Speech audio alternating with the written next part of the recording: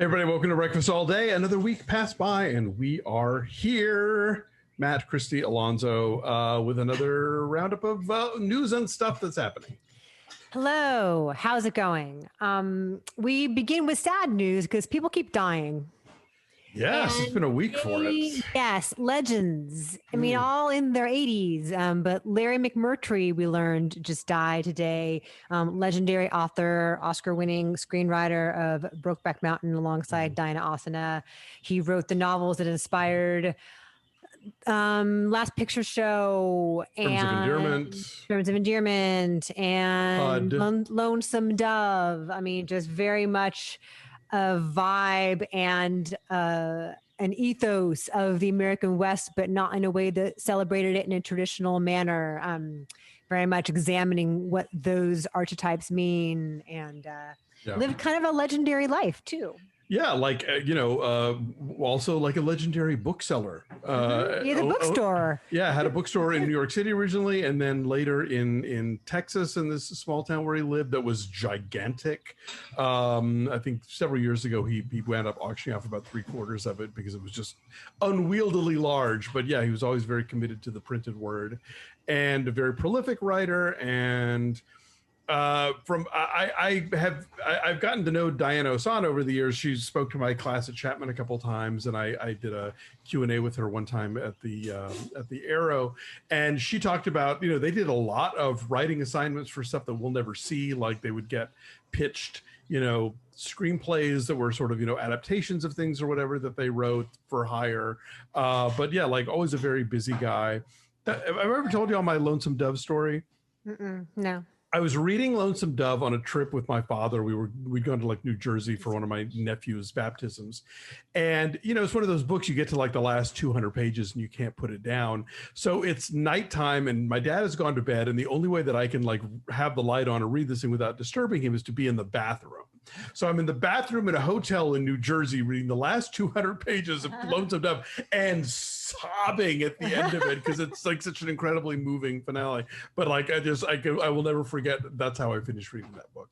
Oh, so that is one. And then of course, heartbreaking this week, Jessica Walter just died in the last couple of days. Again, we think of her more recently as Lucille Bluth on Arrested Development and Mallory on Archer. Those two would be daytime drinking buddies, by the way. Those two characters put away many a dry martini.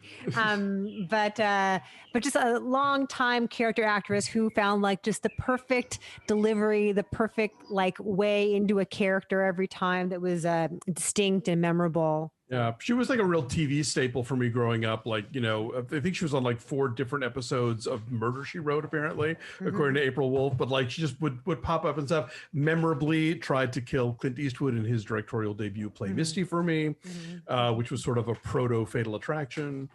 She was one of the greats. James Poniewozik wrote a really thoughtful piece on why Lucille Bluth memes convey so much on Twitter.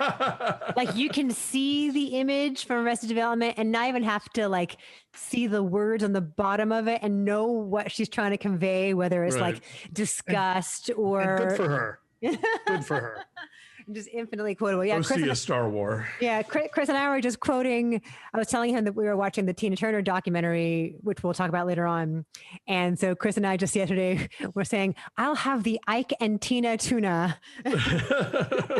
when she and Lindsay have to go to Klimpy's restaurant. Welcome to Klimpy's, anywhere you like. And she goes, "This does not bode well." So we quote Lucille Bluth around here a lot. And then, of course, George Segal. Yes. And we just reviewed California Split not that long ago. The slightly longer Robert Altman cut that has popped up now on Amazon Prime, where you can still watch it. But made his screen debut notably in Mike Nichols' first film, Who's Afraid of Virginia Woolf, and was Academy Award nominated for that. And again, somebody I kind of grew up with. Like he was this very, in the 70s and 80s, this sort of presence in, kind of smart comedies like Fun with Dick and Jane and Who Was Killing the Great Chefs of Europe. And, I think later generations know him as the guy from Just Shoot Me. But, I think part of that wave of leading men where, the kind of the Hoffman Pacino sort of like, leading men can be, clearly Jewish, like Segal and Elliot Gould, were beneficiaries of that period, but I think always had a very dry delivery. It was always very funny and very talented. Yeah, he was one of the first mainstream actors to not change his name. Yeah, and just went forward with his Jewish name. And I'm not sure that Virginia Woolf was his very first film. Maybe not. I think he had done some other stuff. He had gotten some notice for King Rat. Ship of Fools. He's in Ship of Fools in kind of not a huge part, and that's such a big ensemble cast. But a lot of people pointed out that a lot of critics at the time were like, "Oh yeah, here's a guy to watch." And I think this was before he was in the St. Valentine's Day Massacre. What's his name? The direct. God, now I'm blanking on his name. Anyway, Roger Corman. Roger Corman directed. Yeah, and then Nichols immediately turned around and cast him on stage in The Knack off Broadway, which was one of like 4 hit comedies that Nichols had running in New York at the same time in the mid '60s, like that, Odd Couple, Barefoot in the Park, and something else. So Segal kind of bridges several generations of showbiz stuff, but I think was always revered for what he brought to the table. Yeah, so he was 87. He died of complications after bypass surgery. Jessica Walter was 80. She died in her sleep. Larry McMurtry was 84. Yes, so a string of legends here in just a matter of days. But people can get the vaccine starting April 15th, no matter who you are in California. Nice. We have theater opening news starting on April 2nd. All the Regals are going to reopen. They have a deal with Warner Brothers to do a 45-day window. So you can go see Godzilla versus Kong for 45 days. Remember when Warner Brothers said, "Oh, we're going to put everything out, our whole slate out on HBO Max." And now you can go see it in the theater for a bit. Godzilla versus Kong comes out next Wednesday, and all the AMCs are playing it. So if you're feeling confident, I thought that was always the HBO or the Warner Brothers deal. Was that it always? It was going to be, but the deal was it was 30 days on HBO Max and in theaters. All I know is that Regal's going to reopen April 2nd with limited windows of stuff like Godzilla versus Kong in a deal they have with Warner Brothers. Yeah, there's probably a couple pieces going on there. Is that Regal had reached an agreement with HBO, right? Because everybody was for years, and we've talked about this so many times. For years, all the exhibitors have been, "Hey, if you do your movie day and date, we're not going to show it." Right? Like that's the big exhibitors. And AMC kind of opened the door with the thing that they were doing with Universal. Warner Brothers said that what they were going to do was, we'll put our movie on our premium service for 30 days, and then it comes out of theaters. It comes off of digital and remains in theaters. And then at some point down the line, maybe just the 3-month window. So what it sounds like is Regal has done 2 things, one of which is make the agreement with Warner Brothers that, yes, we'll show your films, even though you're doing this thing we hate. Secondly, that they're opening theaters at all because they were the biggest of the chains that had completely shut down operations. AMC and Cinemark were still showing movies wherever they could, sort of. Very, very limited numbers, obviously. But and like Regal had basically and renting out houses too. And renting out houses. But Regal had basically said, "Yeah, you know what? We're going to stop everything in the States." And so for them to even come back at all, regardless of their agreement with Warner Brothers, that's kind of big news because they're the number 2 exhibitor in the country. So if you want to go to a Regal theater and see Godzilla versus Kong the way Godzilla and Kong want to be seen, you can do that. I mean, maybe they want to be small. We have pocket-sized Godzilla and Kong. We have a bunch of Disney release date changes. A bunch of things have moved around. A bunch of things. I think pretty much they've just pushed everything back for Black Widow is what it looks like. So Black Widow is now coming out July 9th. Prior to that, Cruella is going to come out on Disney Plus with an extra little charge. That's on May 28th. But then Black Widow comes out in theaters July 9th, Free Guy is now August 13th. Deep Water, which is Ben Affleck and Ana de Armas, is now January of next year. Luca is June 18th. Interestingly, Luca is on Disney Plus for no extra charge, right? The new Pixar. Similar to what they did with Soul. Right. Luca, which is essentially like animated Call Me By Your Name. Really?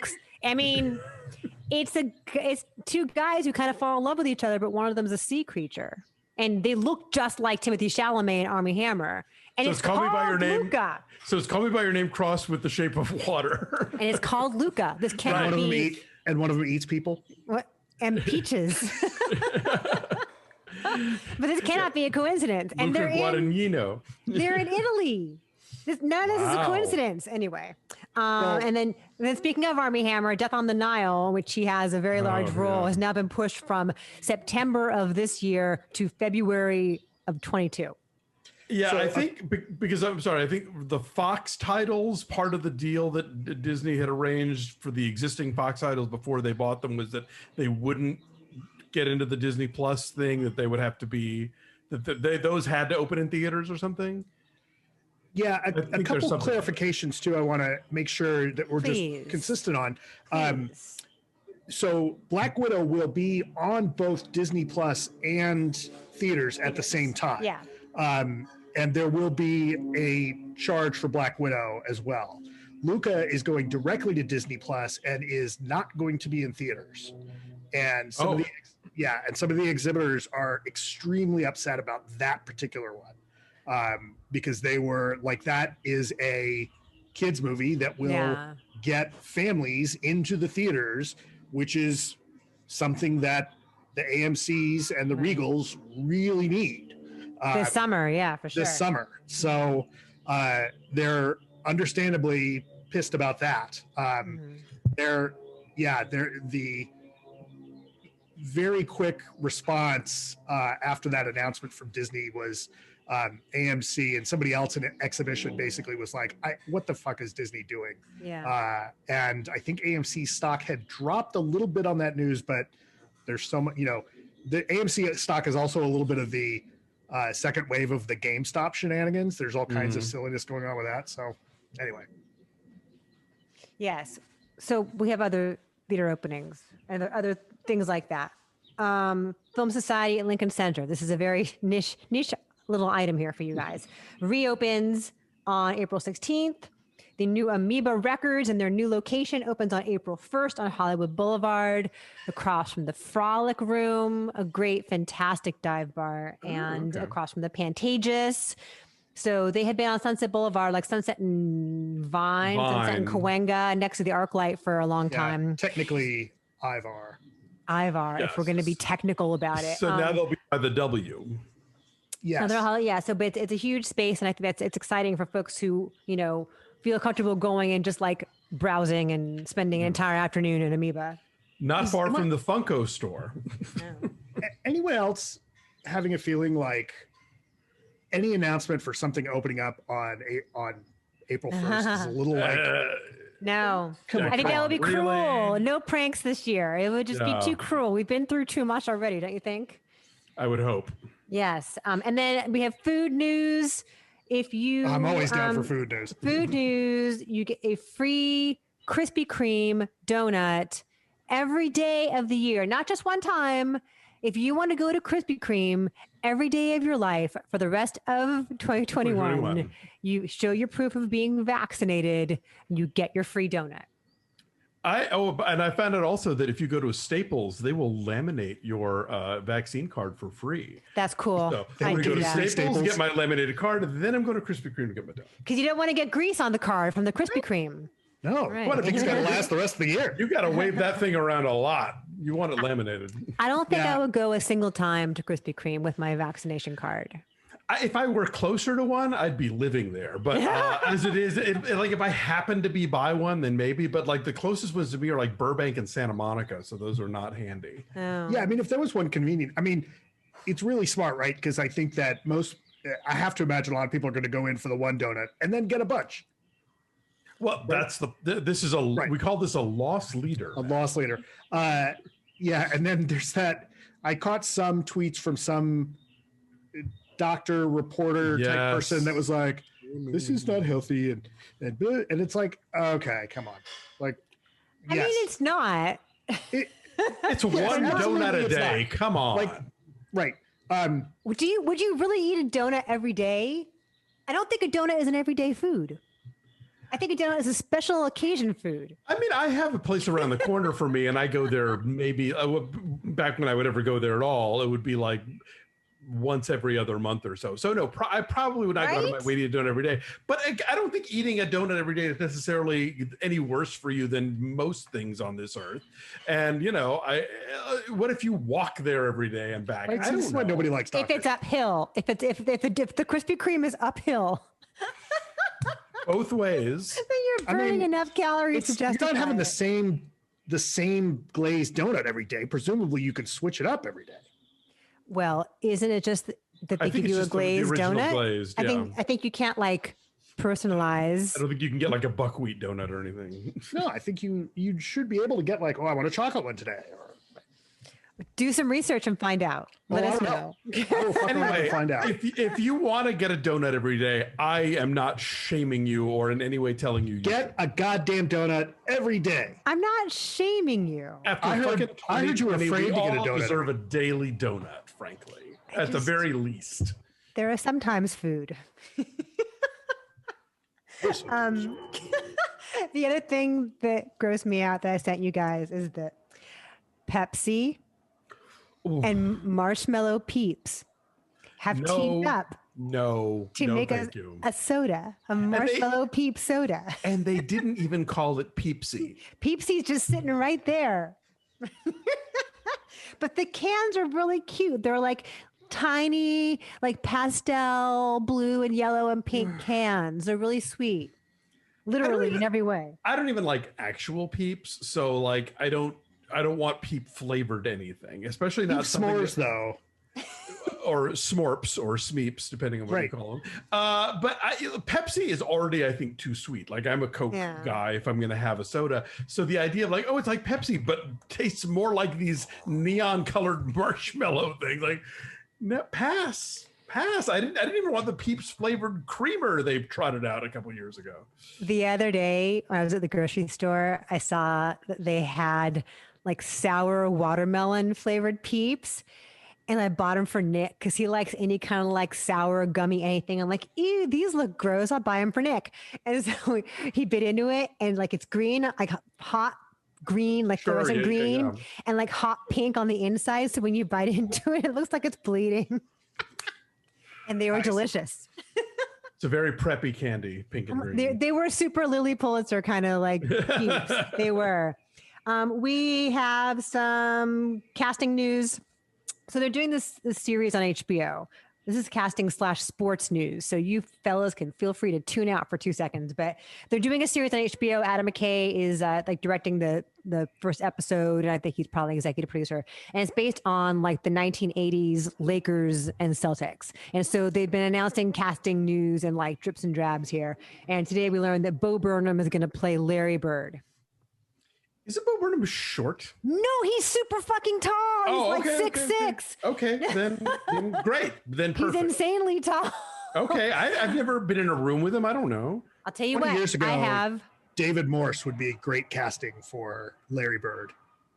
Yeah. Yeah, I think he looks a lot like him. Yeah, this is not even a title yet. It's based on Jeff Pearlman's book about the Showtime Lakers in the 80s. And like Adrian Brody's playing Pat Riley, and in a brilliant bit of casting, Michael Chiklis is Red Auerbach, which is beautiful because he looks like him and he grew up in the 80s in Boston worshiping the Celtics. So that's really good. And then John C. Reilly is Jerry Buss, and Norm Nixon's son, Devon, is playing Norm Nixon. So little pieces of casting news are coming out. So I'm excited about that. I grew up going to a lot of... You're just making Kareem yet? Yes, but they're not famous people. They're like people who haven't really acted a whole lot, but apparently can actually play basketball. You're just making sounds at this point. But this is my childhood. Like I went to the Forum a lot as a kid in the 80s and saw a lot of Lakers games. So yeah. Like to put this in perspective, like the 80s Lakers were they were it. Like that was the team, and they if LA is a sports town at all, which is arguable that it isn't really, but if it really is a Laker town more than any other, I think even more so than the Dodgers. That this city gets behind the Lakers in a way the they get behind. The Kings aren't very good. But I think this city has historically, at least since I've been here for 30 something years, they get behind the LA gets behind the Lakers the way they get behind no other team I think I've ever seen while I've lived here. Yeah, I would agree. And a lot of that is just like the LA Hollywood glamour of the Lakers and who all they would draw to those courtside seats. And that's part of it. And they play with in like a really flashy, entertaining way in the 80s. And they won a lot. And checkered. But like, Alonso, I so appreciate that the LA has a hockey team and that they're called the Kings. I have been to Kings games. Why? Why have you been to a Kings game? I have friends who have season tickets, and it's cold and people hit each other. It's fun to go. When you mentioned sports and casting, I thought you were going to talk about Nnamdi Asomugha, who's going to be in a Netflix thriller called The Good Nurse with Jessica Chastain and Eddie Redmayne. I had not seen that, but thank you for that. And it's going to be directed by Tobias Lindholm, who did A War and co-wrote Another Round. Oh, speaking of casting news. So Billy Crudup is not going to play the Flash's dad in the Flash standalone movie. He is in Justice League and has some of the best parts of Justice League, I would argue. His scenes in prison when... by virtue of being Billy Crudup, sure. Yes. Yeah, he's great. And so Ron Livingston is now going to play the Flash's dad. Okay. He's got conflicts with making the morning show. Oh, right. Oh, Billy Crudup's so good on the morning show. He's the best part of the morning show. So go on and do that. Yeah, go ahead. Yes. If we're going to be stuck with please the second prioritize season, that. Yeah. If we're stuck with more morning show, please have it include more Billy Crudup. Also, Evan Peters is going to play Jeffrey Dahmer in Ryan Murphy thing. Feels like they should have cast Armie Hammer in that. Oh, sorry. Oh, boo. Do I want to see Ryan Murphy's Jeffrey Dahmer? I don't know. It all seems redundant. I feel like he's made versions of this 18 times now. Right? Is this an American crime story or what? I don't know. Isn't it part of his larger Netflix deal? Oh, that's true. I forgot. Yes, that's not his thing anymore. I would think this would be that. Probably so, yes. Yes. Few more things. Oh, Matt pointed out there's a Suicide Squad trailer that came out today. The Suicide Squad. We need to differentiate it. This is the James Gunn one. Okay, so explain, please, what this is in relation to the previous Suicide Squad that exists in the world. Sequel. They brought James Gunn in to direct, and they brought James Gunn in to give it James Gunn tone. So the trailer promises to be very Guardians-esque. A lot of quipping, a lot of... like sardonic side eye. That Red Band trailer is definitely a Red Band trailer. Yeah, but Viola Davis is back as Amanda Waller. We get to see some... Margot Robbie's back. But yeah, Margot Robbie's back, and Joel Edgerton, Joel Kinnaman is back. But like Idris Elba is along for the ride now, and Pete Davidson, and Michael Rooker, and a whole bunch of other folks. And Sylvester Stallone as John Cena. Yeah, Stallone's on the trailer. No, he is. He's the shark. Oh, okay. Then he is in the trailer. Are we? Yes, he tweeted, "I am King Shark." He tweeted it himself. Okay. John Cena also. Yes. John Cena, who has one of the funnier lines in the trailer. Yes. Also, there is a spin-off for that character that's going to be a show on HBO Max called Peacemaker. Interesting. And if you're not, for those that aren't familiar with Peacemaker, he's like, one of the Charlton characters. Right. And the way he's been done in the DC... in a lot of DC comics, and presumably this is what's going to happen in this show, is that Peacemaker was like this really like imagine if a MAGA bro was Captain America. Sort of, right? The Watchmen is people... nerds will know, other folks might not. Watchmen was the original idea behind it was Alan Moore taking all of the Charlton characters that DC acquired and creating the story around them. And DC was like, yeah, we just bought them. We'd rather not kill off half of them. And so he changed them into whatever. But Peacemaker is the comedian.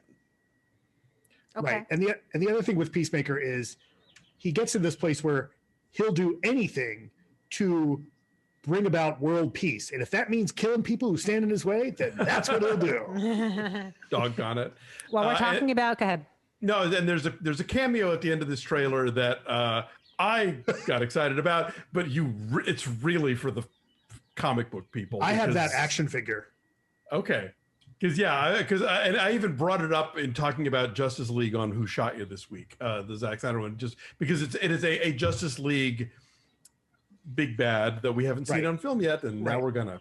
And who else but James Gunn would pull a character like that? Of course, yes. While we're in the DC world, it was announced this week, Emerald Fennell is going to write Zatanna. Mm-hmm. Is it Zatanna or Zatanna? How do you say it? 2 N's. Yes. Who is Zatanna?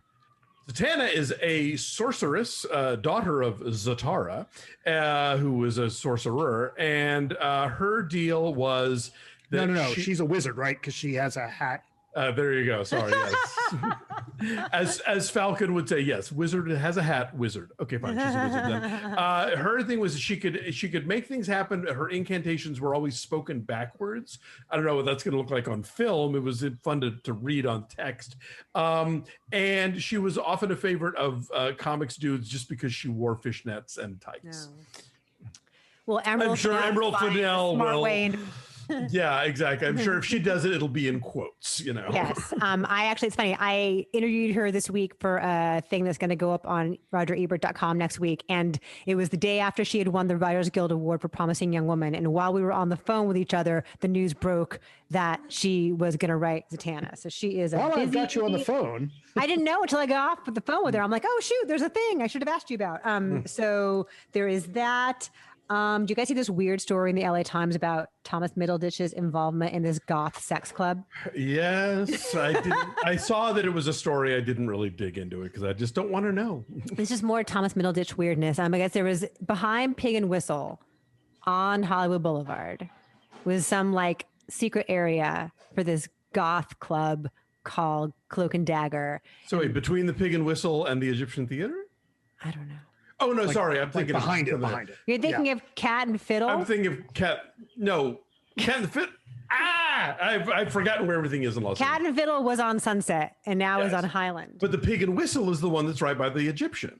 It's on Hollywood Boulevard. Yeah. Yes, so but it was behind, not next to it, not between, like behind. It had a back. Okay, gotcha. Anyway, there's a whole big story about how the guys who ran this place ignored repeated complaints about like groping and inappropriate behavior, and it was supposed to begin life as this like community for like-minded LA creatives, and then people like Thomas Middleditch would show up and just like indiscriminately grope people, and women who worked there or women who were members of the club would complain, and the guys who owned it wouldn't do anything about it. So it's Cinefamily all over again. Great. It is Cinefamily, but with like more black eyeliner.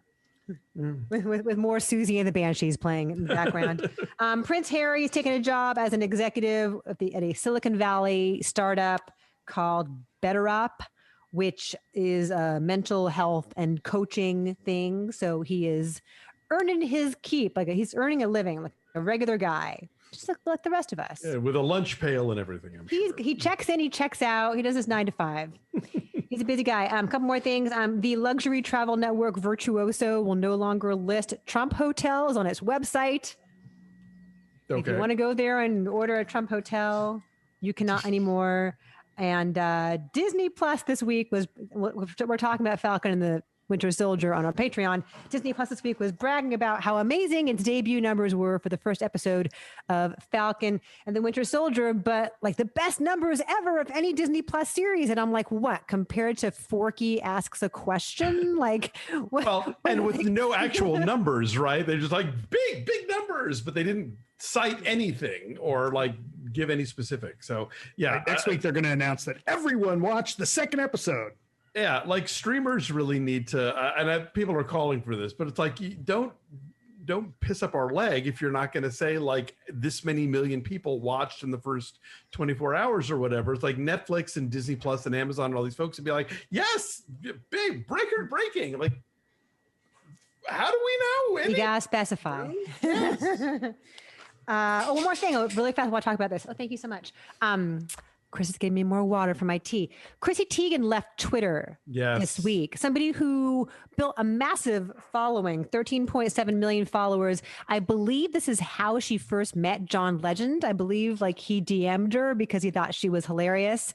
And she built up a big following and would just comment on everything. And now after 10 years, she's like, thank you. I can't be that girl anymore. Like I can't be the clapback girl. It's not who I am. This place is not what it was. And I'm sorry that I'm no longer what you signed up for. And she deleted her account. I don't blame her. People were singularly shitty to her and also tried to drag her into their like Q nonsense. You know, let's not forget, she was very frank and open about having a miscarriage, which was, I thought, really courageous of her. And I think really sort of helped normalize the conversation around these issues.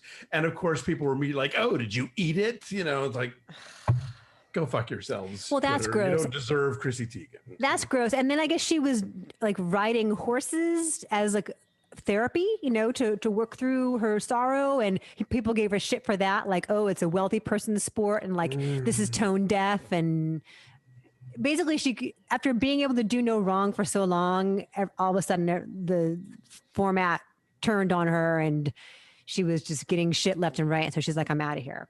She's still on Instagram. If I didn't have 11 million podcasts to promote all the time, like I would love to be one of those people who gets to just walk away from social media, because so much of it is terrible. But you know, there is some nice stuff, and certainly Breakfast All Day listeners, y'all are lovely, and you are. I do get wonderful feedback from you guys, so thank you for that. But yeah, there's a lot of just nightmarish grossness out there. Indeed, except for us, we are a ray of sunshine at all times. That's right. Anyway, that is all my news for you for today. All right. Well, hey, thanks you guys. Thanks for watching and listening. However, you're taking this all in. Like this video, subscribe to our YouTube channel. Follow us at BeFastAllDay on social media, on Twitter, Instagram, and Facebook. And check out our Patreon page at patreon.com/BeFastAllDay. We are talking about The Falcon and the Winter Soldier. Just found out that season 4 of The Handmaid's Tale is coming up. So Christy and I are going to be back on that case. A lot of other fun stuff that's exclusive to our subscribers. So do check that out at patreon.com/BeFastAllDay. Have a good week, everybody. Take care of yourselves and each other, and we'll see you next time. Bye. Bye.